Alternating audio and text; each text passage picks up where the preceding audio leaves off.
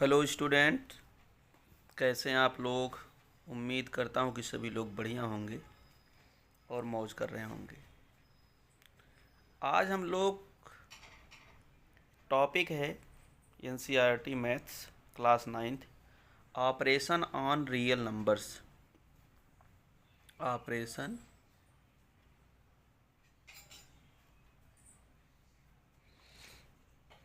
On real number.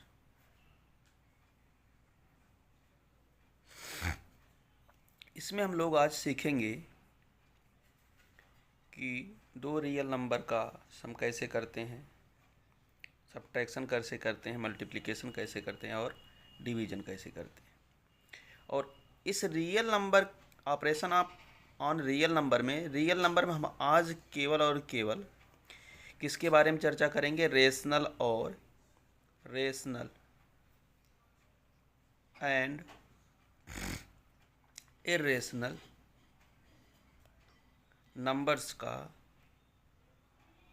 Add, subtraction, multiplication और division. क्योंकि इसमें बच्चों को कन्फ्यूजन बहुत ज़्यादा होती है कि सर जी अगर ऐसे आ गया तो कैसे करेंगे, ऐसे आ गया तो कैसे करेंगे। इसलिए हमने सोचा कि इस पर एक छोटा सा वीडियो बना के आप लोगों को दिया जाए। जैसे क्वेश्चन है, ऐड 2√2 + 5√3 एंड √2 - 3√3। ये क्वेश्चन हमारे पास क्या है। Question 2√2 + 5√3 and √2 - 3√3। अब इसको ऐड करना है। क्या करना है? ऐड करना है। तो ऐड करना है तो इन दोनों टर्म के बीच में जहाँ एंड लगा है वहाँ क्या लगाएंगे हम लोग? प्लस लगाएंगे। तो लगाते हैं, क्या करेंगे यहाँ पर लिखेंगे 2√2 + 5√3। एक काम और करेंगे, जो पहला टर्म है उसको ब्रैकेट में लिख देंगे, तब प्लस की साइन लगाएंगे। दूसरे टर्म को भी हम लोग किस में करेंगे? ब्रैकेट में लिख देंगे अपनी सुविधा के लिए। इससे कन्फ्यूजन भी नहीं होती है और हमारा क्वेश्चन गलत भी नहीं होता है। अब ब्रैकेट ओपन करिए तो ये हो जाएगा 2√2 + 5√3 + √2 और -3√3। अब देखिए यहाँ पर हम लोग यहाँ पर क्या खोजेंगे? जो लाइक टर्म्स होंगे, यानी कि एक तरह के जो टर्म होंगे। जैसे यहाँ पर लिखा गया 2√2, तो √2 वाला टर्म और कहीं है क्या? हाँ है, यहाँ पर। अब दोनों की साइन चेक करेंगे। इसकी साइन क्या है? पॉजिटिव है। इसकी साइन भी क्या है? पॉजिटिव है। ये 2√2 है और ये क्या है? 1√2 है। ये क्या है?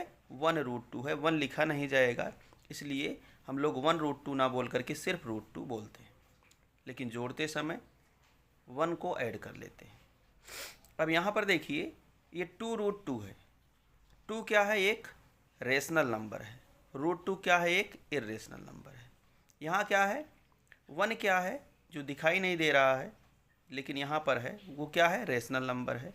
और √2 क्या है? इरेशनल नंबर है। दोनों कैसे टर्म है? दोनों लाइक टर्म है, एक तरह के टर्म है, और दोनों की साइन भी सेम है, यानी दोनों की साइन भी पॉजिटिव है। इसलिए दोनों को हम लोग ऐड करेंगे। तो ऐड कैसे होगा? 2 को 1 के साथ ऐड करेंगे तो कितना हो जाएगा? ये 3। और रूट में क्या लिख देंगे? 2। अब ये ऐसा नहीं होगा कि √2 और √2 को ऐड करके लिख देंगे √4। ऐसा नहीं होगा। √2 के साथ जो कोफिशियंट है, √2 के साथ जो कोफिशियंट है, उन दोनों को ऐड करेंगे और √2 को जैसे है वैसे लिख देंगे। जैसे अगर हमारे पास ये होता, जैसे हमारे पास क्या होता? हमारे पास ये होता कि लिखा गया है 2x + x। तो हम लोग यहाँ क्या करते?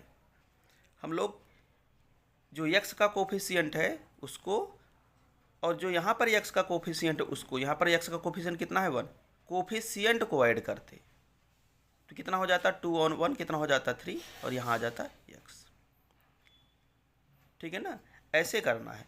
तो यहाँ पर जो दिया गया है क्वेश्चन, उसमें है 2√2 और √2। तो 2√2 है और √2 को उसके साथ ऐड करना है, तो ये हो जाएगा 2 और 1 कितना मिलके हो जाएगा 3, और √2 जैसे वैसे लिख दिया जाएगा। अब दूसरा टर्म कौन है? दूसरा टर्म हमारा 5√3 और 3√3। यहाँ पर भी √3 है, यहाँ पर भी √3 है। यहाँ पर √3 का जो कोफिशिएंट है वो 5 है, यहाँ पर जो √3 है उसका कोफिशिएंट कितना है 3 है। यहाँ पर जो 5√3 है उसकी साइन क्या है? पॉजिटिव है, लेकिन यहाँ पर जो साइन है वो क्या है? निगेटिव है। इसलिए पॉजिटिव साइन में से निगेटिव साइन को हटा देंगे, या बड़ी वैल्यू में से छोटी वैल्यू को निकाल देते हैं। अब यहाँ पर बड़ी वैल्यू कौन सी है? 5√3 है। छोटी वैल्यू कौन सी है? 3√3 है। इसकी साइन क्या है? पॉजिटिव, और इसकी साइन क्या है? निगेटिव। तो इसमें से इसको सब्ट्रैक्ट करेंगे और कोफिशिएंट में से कोफिशिएंट को निकालेंगे। तो 5 में से अगर 3 को निकालें कितना आएगा? 2 आएगा, और √3। अब यहाँ पर साइन किसकी लगाई जाए? तो हमने कहा भैया जो वैल्यू बड़ी हो, जिसका कोफिशिएंट ज़्यादा हो, बड़ा हो, उसी की साइन लगा देते हैं। यानी कि यहाँ पर जो साइन होगी क्या हो जाएगी? वो पॉजिटिव हो जाएगी। क्या हो जाएगी? पॉजिटिव हो जाएगी। इस तरीके से हम लोग दो नंबर्स को ऐड करते हैं जो रेशनल और इर्रेशनल के फॉर्म में है। ठीक है ना? एक क्वेश्चन और करेंगे हम लोग। अब किसका करेंगे हम लोग? सब्ट्रैक्शन का करेंगे। किसका करेंगे? सब्ट्रैक्शन का करेंगे। एडिशन का हो गया, इसके बाद हम लोग करेंगे सब्ट्रैक्शन का। यहाँ लिखा गया है सब्ट्रैक्ट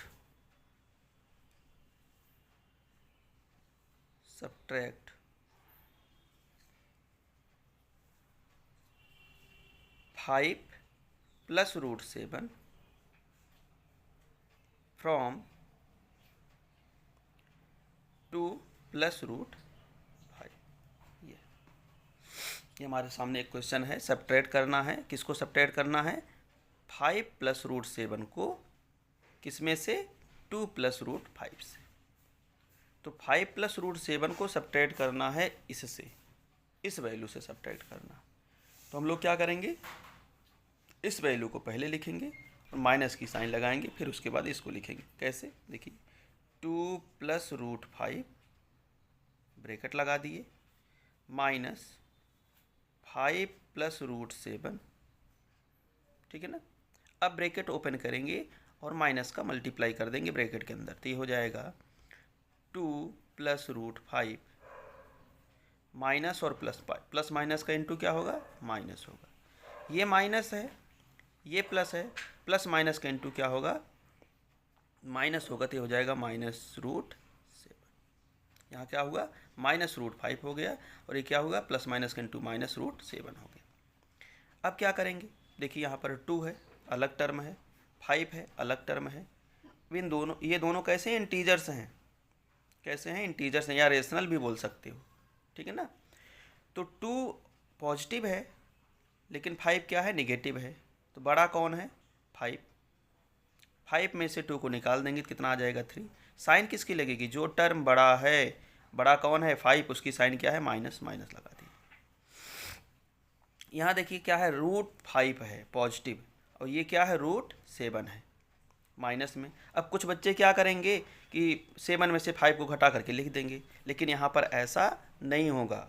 यहाँ पर ऐसा नहीं होगा, क्योंकि ये दोनों लाइक टर्म नहीं हैं, एक तरह के रूट वाले टर्म नहीं हैं। इसलिए इनको जैसे कि तैसे हम लोग उतार देते हैं। ऐसी गलती हमको नहीं करनी है कि √5 में से, √7 में से √5 को घटा दिए तो लिख दिए √2। ऐसा नहीं होता है, ऐसा नहीं होगा, क्योंकि ये दोनों लाइक टर्म नहीं है, रूट की वैल्यू सेम नहीं है। इसलिए ये दोनों इस तरीके से नहीं लिखे जाएंगे। अगर लाइक टर्म नहीं है तो हम लोग साइन के साथ जैसे वैल्यू है वैसे उतार देंगे, उसमें कोई छेड़खानी हम लोग नहीं करेंगे। तो एडिशन का हो गया, सब्ट्रैक्शन का हो गया। अब हम लोग करेंगे एक डिवीजन का क्वेश्चन। किसका करेंगे? डिवीजन का। लिखा है, डिवीजन नहीं, पहले करेंगे मल्टीप्लिकेशन का। तो लिखा है मल्टीप्लाई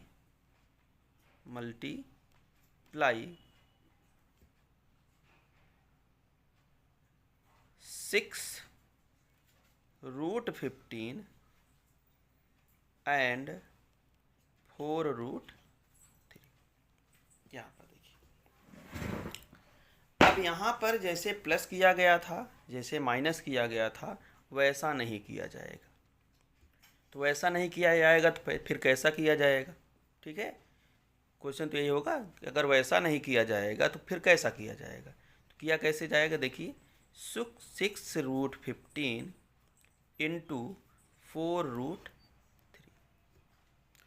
अब यहाँ पर ये दोनों टर्म लाइक टर्म तो है नहीं, ये दोनों अनलाइक टर्म है, एक तरह के रूट वाले टर्म है नहीं, ठीक है ना।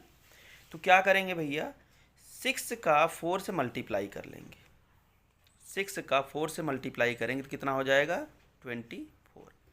और रूट की दोनों वैल्यू को आपस में मल्टीप्लाई कर लेते हैं, रूट लगाएंगे और 15 इंटू 3 कितना हो जाएगा, 45। ठीक है, अब यहाँ से चाहो तो 45 से रूट की वैल्यू को बाहर कर सकते हो आप। ठीक है, रूट की वैल्यू को बाहर करेंगे तो कितना हो जाएगा, ये हो जाएगा 24 इंटू 3 इंटू 5। ये हो जाएगा कितना, 3 4 जा 12 2 7 और √5। ये आपका आंसर हो जाएगा। एक तो ये तरीका था। दूसरा तरीका क्या था, दूसरा तरीका ये भी था कि आप लिखते यहाँ पर 6√15 इंटू 4√3। यहाँ से क्या होता, यहाँ से हम लिखते 6 इंटू 4 कितना आता, 24। √15 को लिख सकते थे √5 इंटू √3, और पहले से एक √3 है, क्या आएगा, √3 का √3 से आपस में मल्टीप्लाई होगा तो वैल्यू आ जाएगी 3, यानी कि हो जाता 24 इंटू 3 और √5, तब भी कितना आता, 72√5। आप ऐसे भी कर सकते हैं, लेकिन आसान ऐसे है, इस तरीके से आप करेंगे और बाद में रूट की वैल्यू का फाइंड कर लीजिए, जो भी आ रहा है उसको मल्टीप्लाई कर दीजिए। क्योंकि फैक्टराइजेशन करेंगे तो थोड़ा सा लंबा हो जाएगा, कर ऐसे भी सकते हैं, ऐसा नहीं कि नहीं कर सकते हैं, ठीक है ना। तो यहाँ पर क्या हो रहा है, यहाँ पर लाइक अनलाइक टर्म से मतलब नहीं है, यहाँ पर कोफिशिएंट का कोफिशिएंट से मल्टीप्लाई हो जाएगा, रूट की वैल्यू का रूट की वैल्यू से मल्टीप्लाई हो जाएगा, जो आएगा उसका रूट निकाल लेंगे, और जो हमारी पहले से वैल्यू आई, जैसे पहले से 24 आई थी, 24 का 3 से मल्टीप्लाई कर लिए, आंसर आ गया। ठीक है ना।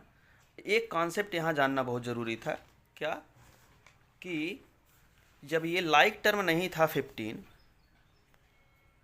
किस में था, रूट में था, और 3 किस में था, रूट में था, तो सर इनका आपस में मल्टीप्लाई कैसे हो गया। ठीक है ना, तो मल्टीप्लाई यहाँ पर नहीं हो रहा है, यहाँ पर पावर एंड एक्सपोनेंट का रूल लग रहा है। ठीक है ना, क्योंकि 15 को हम लोग लिख सकते हैं 15 की पावर 1/2, और 3 को लिख सकते हैं 3 की पावर 1/2।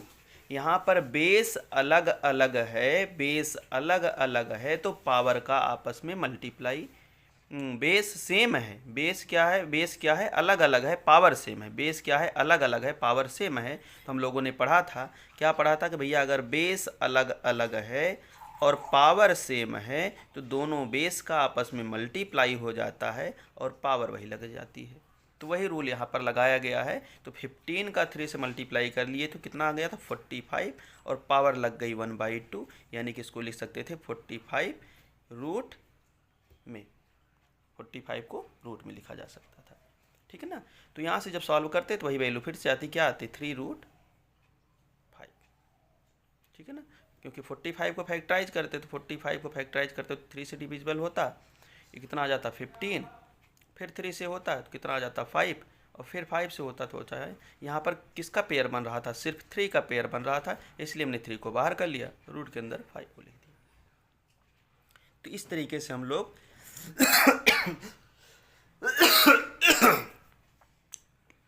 मल्टीप्लाई करेंगे रेशनल और इरेशनल नंबर का। ठीक है ना, और वैसे भी तो ये हमारे क्या थे, इरेशनल नंबर ही हैं, उनका मल्टीप्लाई किया जा रहा है। फिर हम लोग एक क्वेश्चन करेंगे डिवीजन का। किसका करेंगे, डिवीजन का।